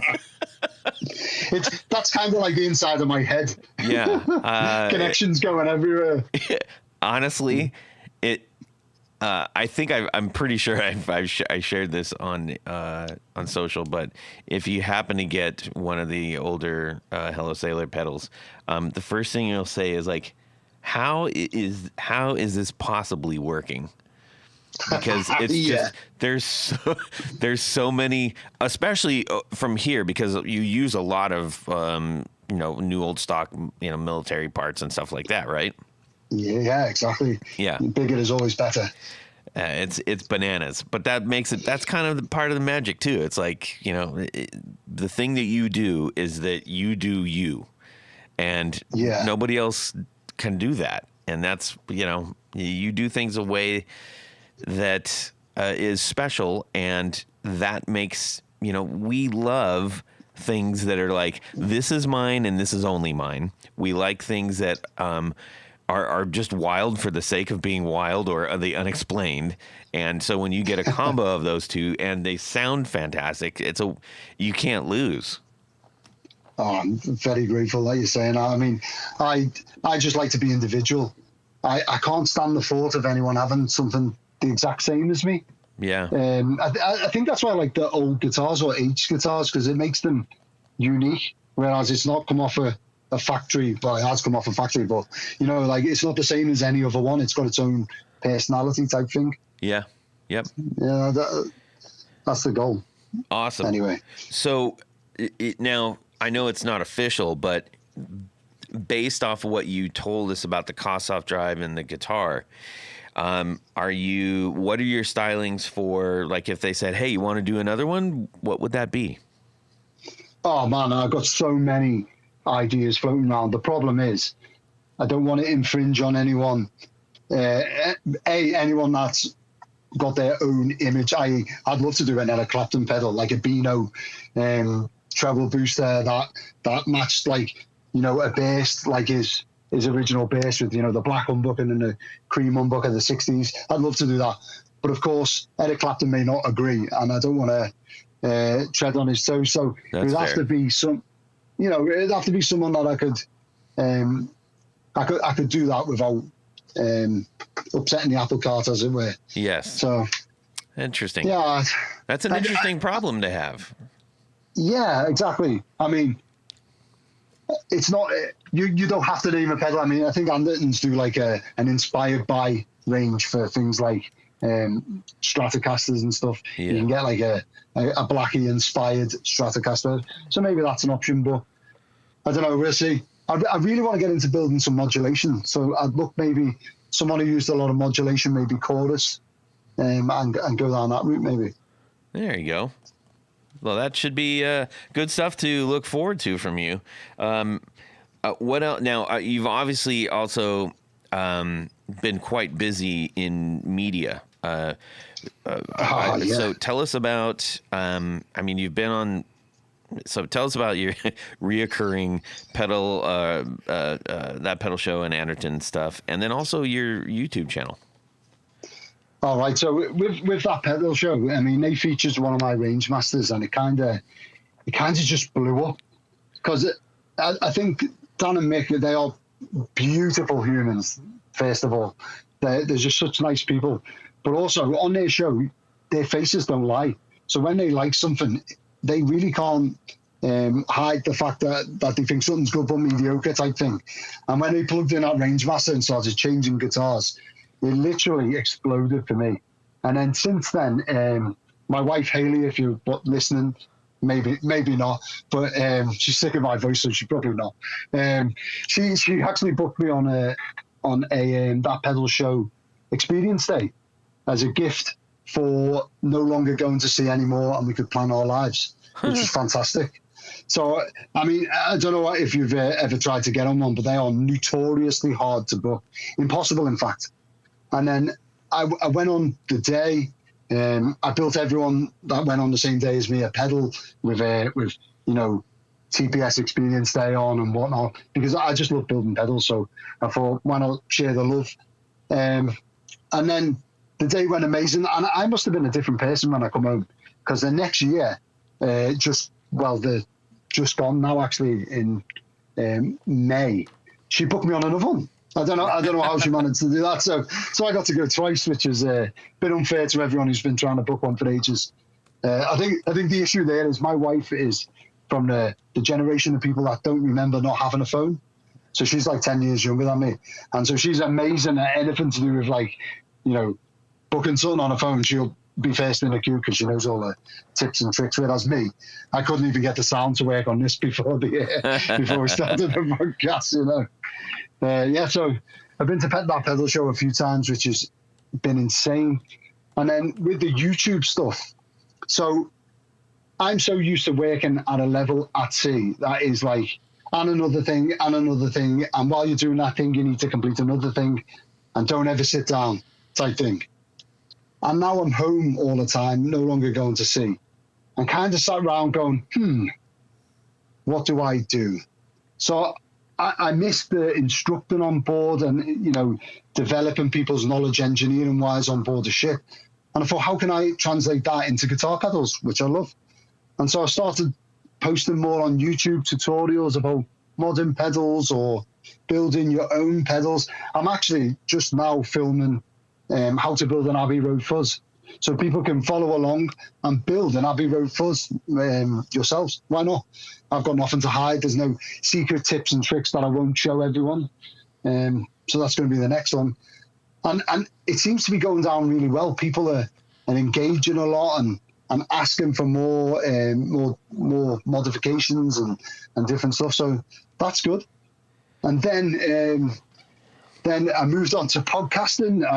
So how that come about is I've been saying for so long now that I'm going to start my own podcast, because I absolutely love coming on your podcast. And I was like, well, why can't I have that all the time? Let's do it. And, why not? I just need a concept. Sure. And so the first episode, oddly enough, goes live Monday at 9:00 UK time, if anyone's interested. All right. It'll be live on my YouTube channel. So the idea is I'm going to just post it as a live stream, unedited, so whatever happens, and then I put it out as a podcast. I've had a few complications this weekend, funnily enough, that I haven't told you guys about, or no one actually. I was meant to be starting it with a prominent pickup builder over here in the UK. I won't say his name. And he's having some legal trouble, so he can't mention a lot of the stuff that's happened with his pickup business in the past. So I completely shut that down, and I'm just going to go and do it myself. I spent a lot of time preparing what the show was going to be about, how we were going to go about it, and I was really down that I couldn't carry on with the show. And in the middle of the night, 2 nights ago, my wife said to me, "What are you stressing about? Everything that you've done in the guitar world has come good. Just do it yourself." And I thought, well, that's a brilliant idea. So before everyone's like, why are you starting yet another podcast? I feel like my podcast starts where your podcast leaves off. So your podcast introduces us all to these amazing builders, amazing people in the industry. We find out their backgrounds. We find out what's going on with their products and stuff. And that's amazing. What I want to do is find out what's going on inside their products. So I want to talk to people and get them on and say, why did you choose 100 NF input cap here? What was your thinking behind that? Wow. And I want to break down circuits and maybe teach people how to do DIY projects, Like, for example, did you know that if you take your tube screw and a clone and clip out the diodes, you get much more headroom and a cleaner sound? It's a simple thing you can do with a pair of snips. Not many people know that. But little things like that, or break down my own pedals, or, discuss things on a component level. And that's pretty much the idea behind it. I love it. I love that you're just doing it. I think it's one of the things that is, I think people have their own specific magnetism for certain things. Tony has his. Honestly, it's like we are drawn to certain people for certain reasons, and when you find that there's other people drawn to that same person, you typically realize that it's because of a specific characteristic about a person, or mostly that. And I think obviously people are drawn to your willingness to just put yourself out there and embrace whatever is happening, and you have a fearlessness about what you do that is it's inspiring, and people can look at your stuff and it's like, no, they're not all perfect. They're not. You didn't spend a year trying to figure out exactly what the graphics were going to be for this run of pedals. You didn't send everything off to have somebody else do it, that's not knocking people that do that, because great things are made from that as well. But everything that you do is quite literally just pouring right out of you. There's no pretense to it, and it's honest. You get honest products, honest thinking, honest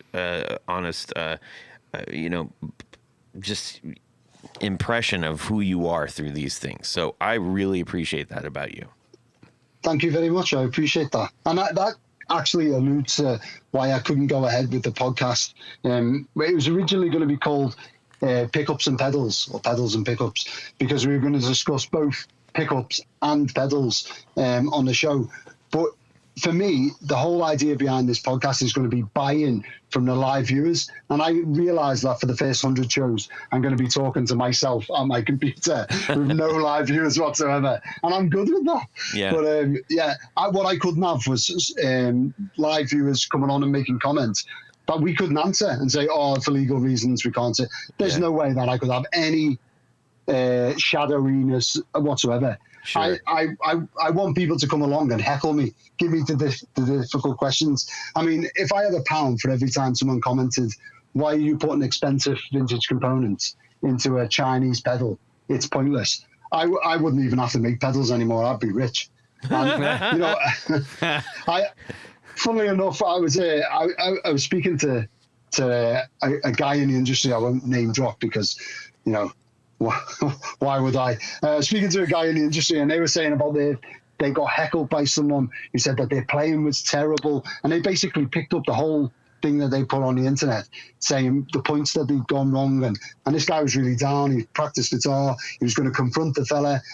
And for me, when I get heckled, I just think, get in, I've made it. Someone took the time to heckle me. That's amazing. I've got a troll. I was like, honestly, I wanted to phone the guy up and high five him, like, thank you so much for being my first troll. Or, I love that. So if anyone's wanting to come and troll me, come on, bring it on. Yeah, there you go. That's it is the mark that you've made it when you get somebody who's just like, I hate you so much that I have to tell you.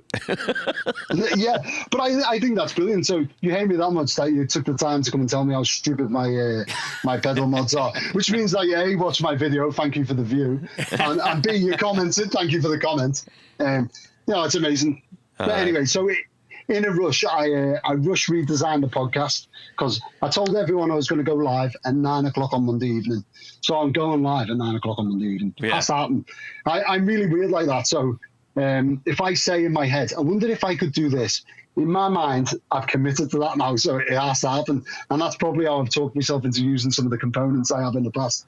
But it's going to be now called the Pedal Dive podcast, because I'm going to deep dive on pedals and effects. Also, if there's any listeners out there on your show who are in the guitar industry, who have a background of any engineering or build pedals or build anything, and they fancy being a co-host on my show, I'm looking for a co-host actively. If anyone thinks they can commit to every other week, and maybe, as I say, lead off from where you guys leave, you introduce the people and I'm going to break the stuff down. If anyone thinks they can keep up with that and also put up with my energy every other week. That'd be amazing.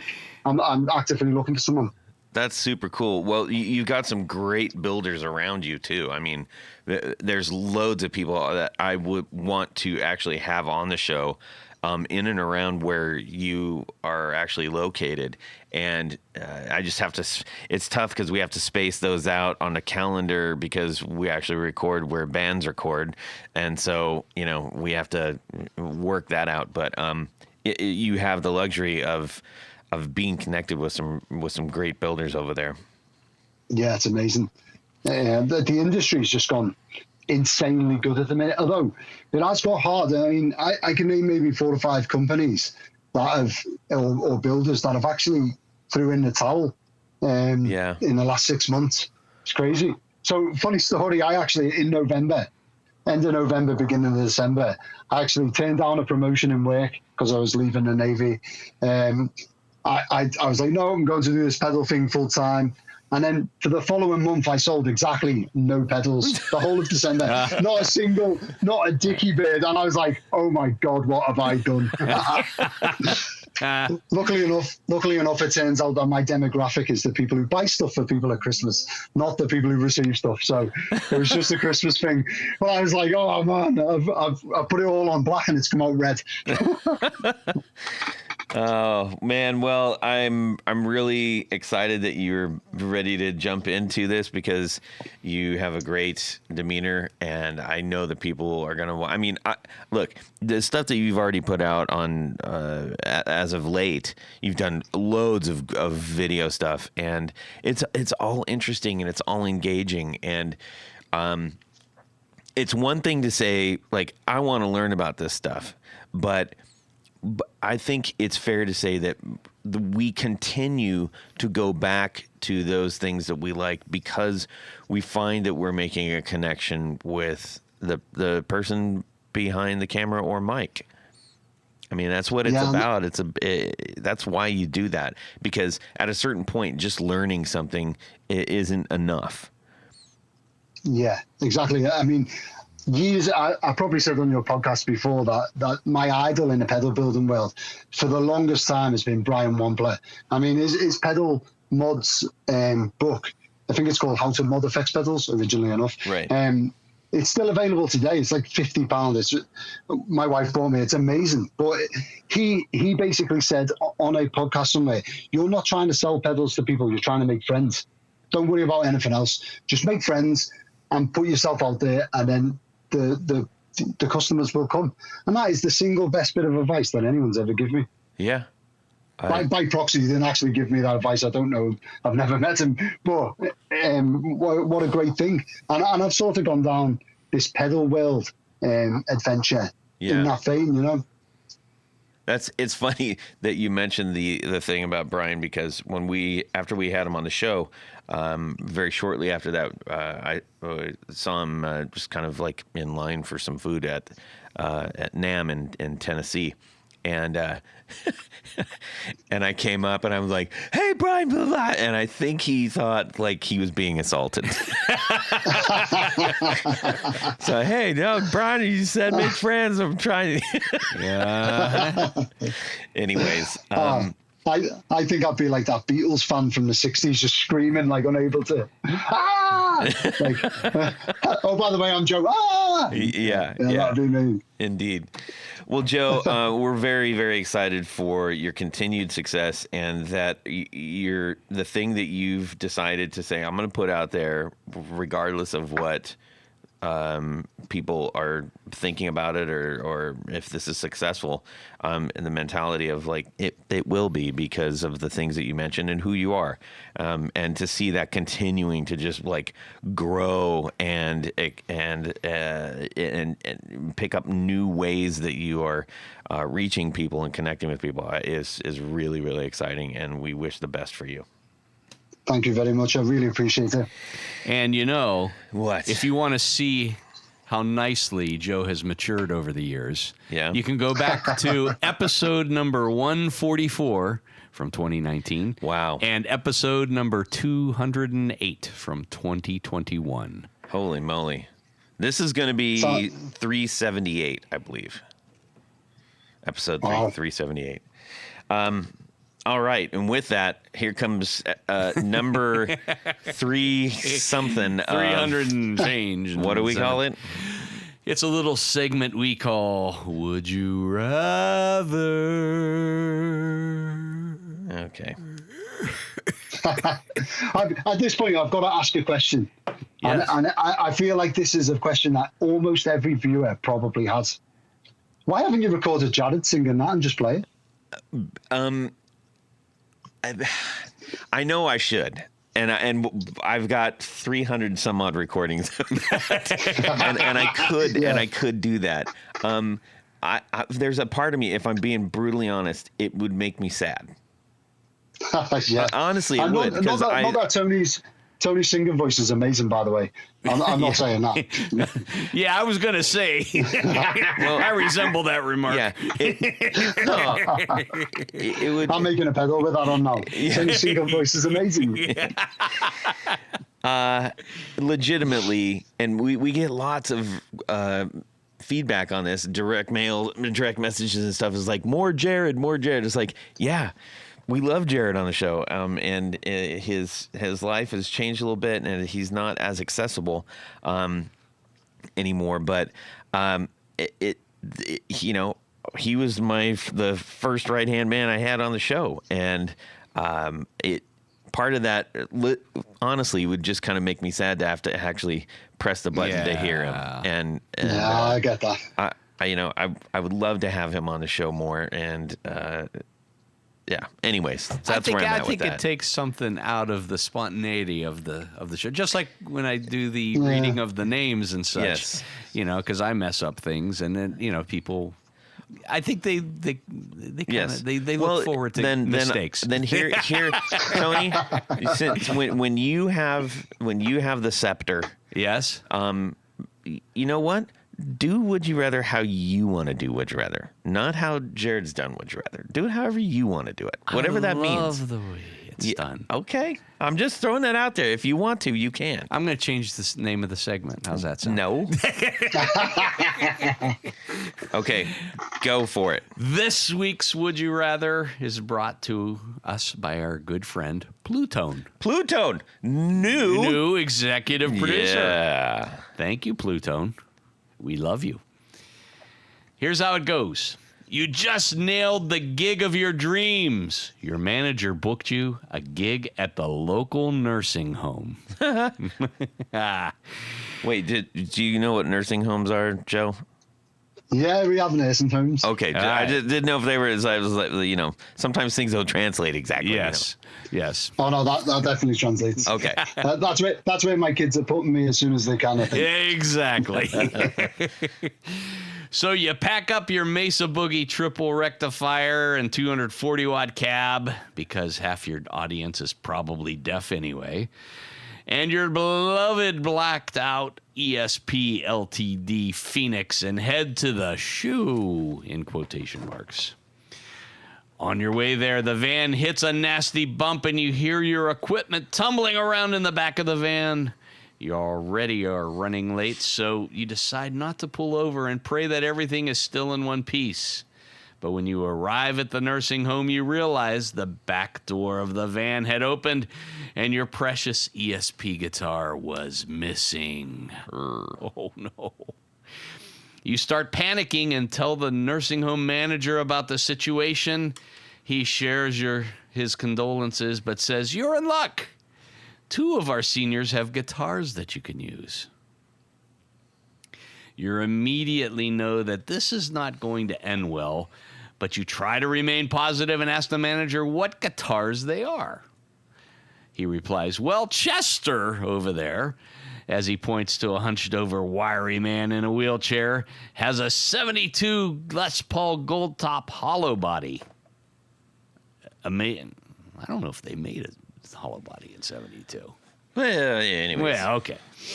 As amazed as you are to hear that Gramps has a $12,000 guitar, maybe more, sitting in a nursing home, you can only think about how absolutely terrible it is going to sound through your high-gain Mesa triple rec. So you ask, what's the other option? To which the manager replies, the other option is Archie's guitar, as he points to the rotund old man hooked up to an oxygen tank. Archie has an ESP LTD Phoenix. But your jaw drops, and he continues, but it's a lefty and a 7-string. So which one will you choose to use? Interesting. So we're gonna assume that 72 gold top has the it's not a hollow body. Mm-hmm. But didn't they do a Les Paul signature sort of limited edition hollow? You know what I'm on about, the gold one, and he did a couple of. He did like 80 some bit. Yeah, there was like 80 of them made some bits. That's right. P90s, like P90s or like plasticky humbuckers. They had some like your bass, like the Jack Cassidy. Bass. Yeah.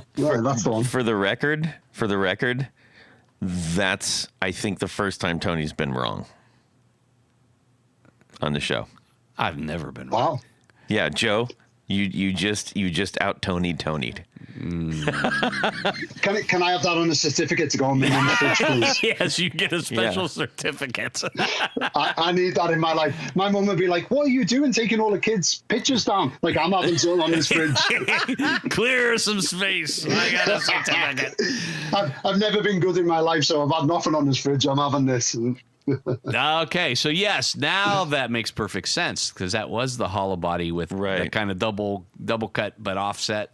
Yes, I stand corrected. Hello, sailor. Yes. Sorry, man. So your choices are that, and those pickups in that guitar, if I remember right, were like low impedance, some weird veritone switch on the guitar. That's the one. That's the one, and maybe I don't know.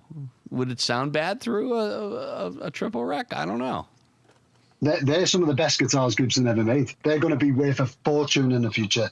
They've gone up to like $5,000 over here now and rising. Wow. And if you can get a Sunburst one, there's only 80 of them in existence. So that's get cool. That's under the radar at the minute. I'm Don't put this podcast out yet. Let me get some money together. Buy a couple. And yeah, I've had my eye on a few. So choice one is the Les Paul Signature Gold Top hollow body, or choice two is an ESP Limited Phoenix Lefty 7-string. What's it gonna be? And the whole gist is this has got to go into a Mesa dual rectifier. Yeah, that's the only amp you brought, right? Because Archie and Chester don't have an amp. Okay. They're not allowed to. All right, Tony, what are you doing? I'm going to go with the Les Paul Signature. I don't think that not that I don't think I've ever owned a triple rec. I've had a Mark II-C Boogie, which was pretty high gain, and it actually sounded good with just about any guitar that I put through it. Now, the triple rec's going to be a little more pretty high-end distortion all built into one, but I think with twiddling some of the knobs, you can make that sound good. I mean, I'm not a left-handed guitar player nor a 7-string player. I can't do the other one. Right. So, no. Ixnay on the ESPA. Yeah. Okay. Joe? Oh, man, I'm definitely going to gold top. But that's not even a question. I mean, it's going to sound terrible with me playing either way, so I might as well enjoy myself while I'm there. Yes. Yeah. Come on now. I'm right there with you guys. I love gold tops and I love hollow bodies. So wait, this is a hollow or semi-hollow? Well, technically it's a hollow body, like your bass. Okay, got it. Yeah, full hollow. Yeah. It probably has a center block. Hollow. Yeah. By full, I mean, so it's semi-hollow. Yeah, semi-hollow. Okay. Yes. Bang a fuzz into the front of that and get some feedback. That'd be amazing. Heck yeah. I'm down with that. I'll speak for Hex. Yes. Since he couldn't join us this late in the show, he's going to go. He's going to go with the top. Phoenix. He's going to go with the 7-string lefty Phoenix. Yeah. Yes. Let's have him do that. Yeah. He would still sound better than me playing it. and I can vouch for that. Yes. Okay. Well, thank you so much for sending that through Plutone. And Plutone is a shop, so go check it out on the interwebs. Plutone. Ploutone. That's right. I'm sorry. Okay. We need to thank a few people. That is correct, Todd, because right now we thank a very special group of people. These are our executive producers. Now, an executive... You want to be a producer? Thank you, Todd, I think. Now, an executive producer makes this show possible. How do you become one? Very easy. Head over to patreon.com/The Guitar Knobs. Check out a couple different levels in which you can participate, become a friend, a sponsor, a hero, an all-around nice person of the podcast. Each level comes with some very nice thank you gifts, and then automatically enters you for the fantastic, dare I say, giveaways that we've had and have had coming, or have coming, something like that. We have some more giveaways coming. You're getting in the way of yourself. Go. I know. I'm tripping over my own words.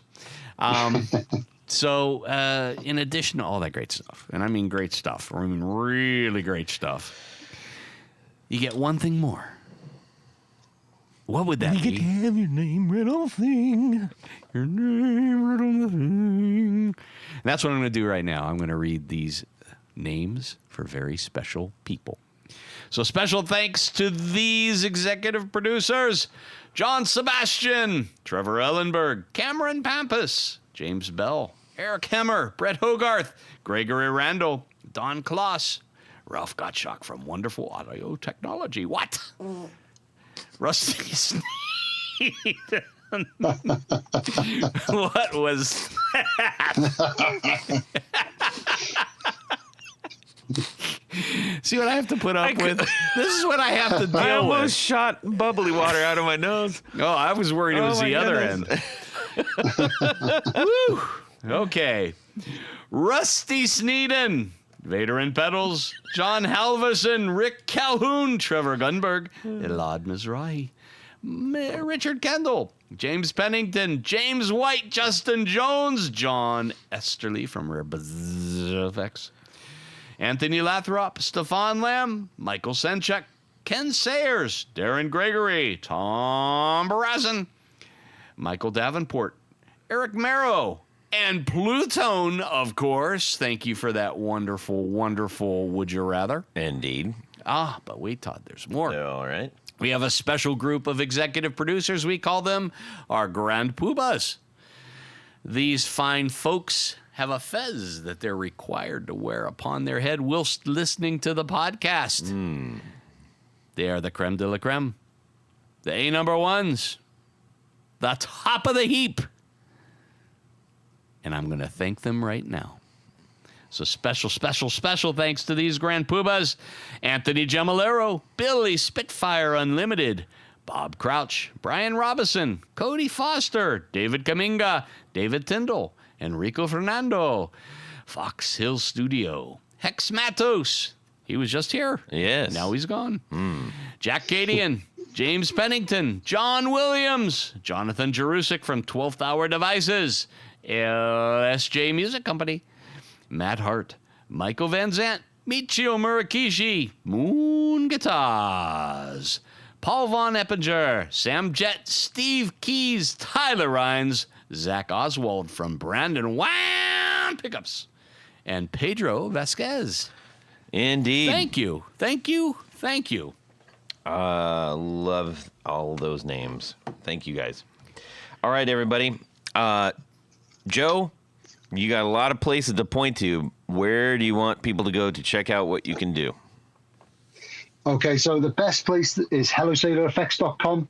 You can get to all of my socials and YouTube channel and stuff from from that website. I've just had it redone. Also, I'd like to take the time now, if you guys don't mind, probably going to overstep here, but I would like everyone who's listening to this podcast right now to message Guitar Knobs on Instagram or Facebook or whatever and come up with a type of pedal, either an overdrive, a treble boost, and what color it should be, and then also what artwork it should have on. And I'll let Todd and Tony pick the best one, and I'll make it, and then you guys can give it away on the show. Oh, what? That's awesome. Rather than doing the whole 20%, 15% off, I'm always up for the deal. If someone offers me 15% off a pedal, I'm taking it. So there's no point in me saying that. But that might be an interesting way to go about it. You can pick the best color, Please pick the nitrocellulose colors that I can actually find. Don't be saying Tahitian sunset because I'll, but sensible artwork, not an offensive, and I'm more than happy to put it on the pedal. Oh, that's okay. Very So cool. let me clarify. Everybody's gonna send in what they want. The pedal. Then we're gonna color, say we artwork. think this one is the one, and then you're gonna make one of them, or you're gonna make a series of them. Just the one. It's going to be a one of a kind, and I'll send it to you guys, and you can give it away. Okay. Wow. Wow, that's really fun. Super fun. Thank you, Joe. That's awesome. I know what it is. I love all this. Fantastic. And mention, so you got your podcasts. Oh, yeah. The podcast is going to go live on my YouTube channel at 2100, 9 o'clock in the evening, UK time. The more people that can come on and comment, I will literally hold nothing back. You can ask any question you like. Yeah. There you go. And also Monday when you hear this, as soon as you hear this, you need to get over to his website to get one of the special guitars that we've been talking about, Yes. the Kossoff guitar Those are going to be cool. package. That's amazing. Okay. Now remember, there's only 10, so there's only 9. So don't delay. Okay. All right, Tony, where can people get your stuff? Just head over to pickguardian.com. Check out some of the stuff that I do, which is custom pick guards. If you don't know what you need, just shoot me an email. Let me know what you're trying to do. If you want to change pickups, whatever. Material, just shoot me. Let me know what you need, what you're trying to do. I will take good care of you. It's your chance to make your guitar even more yours. That's right. Coming on your new website pretty soon, isn't it? Website? What's that? Yeah. Anyways. Hey, everybody. Why don't you shoot me a DM on Instagram at Guitar Knobs? I'd love to hear from you. Whatever you want to share. If you have a would you rather, that's great too. And also, I do get a fair amount of people saying, hey, you should have this builder on. And I do take those into consideration. It doesn't always work out for all kinds of various reasons. But we definitely will, we don't know I'm constantly uncovering Yes. new people that I'm like, how did I not know that you were out there doing that? And I actually just this last week, I got 5 more that I'm like, yeah. It's just cool when you run into something, you're like, I don't know about this, so let's share it. So do that. Also, make sure when you're driving around and you need some good old fist pumping rock and roll. Fist pump, Yeah. fist pump. White knuckle that steering wheel. Throw in the Valentinos. How about that? I love those guys. Get in. All right. We're going to say a humongous thank you to Joe for joining our show yet again. Thanks for letting me get me hat trick.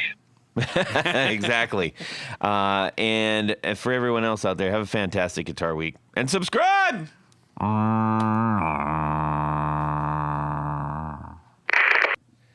Did you stuff your head into a shoebox? If you go into your sound settings on your computer, you should be able to adjust the mic volume. Let's have a little look. I don't know if you've worked with electronics before, but it's good to have friends in the world, you know? I have friends. Yes. They're just not here. Ooh. It's called the hammer, the heavy fuzz. Heavy fuzz makes everything heavy fuzz. Oh, he's mad now. He might be.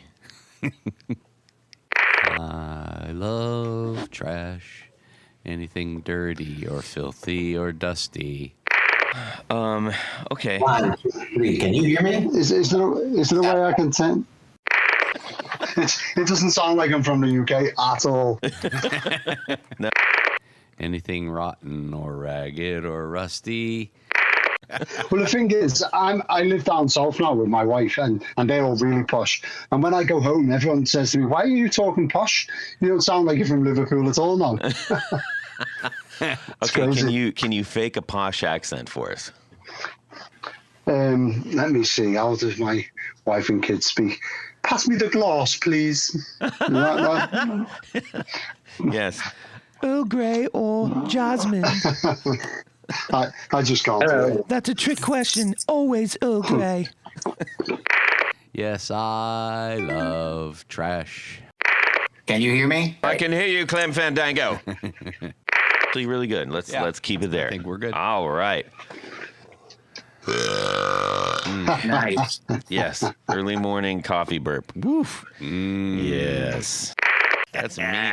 That's terrible, Tony.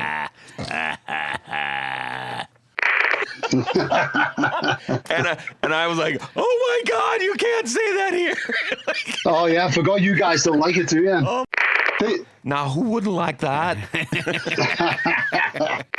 Tony? Yes. And away we go. Well, that's it for these knobs. Please visit our Patreon page at patreon.com/The Guitar Knobs. Visit our website at theguitarknobs.com for all of our past episodes, 4 on the Floor blog, and other good stuff. You can connect with us on social too at our Facebook page and share your gear and stories on our Facebook group. Also, be sure to check out our Instagram at Guitar Knobs. Catch you next time.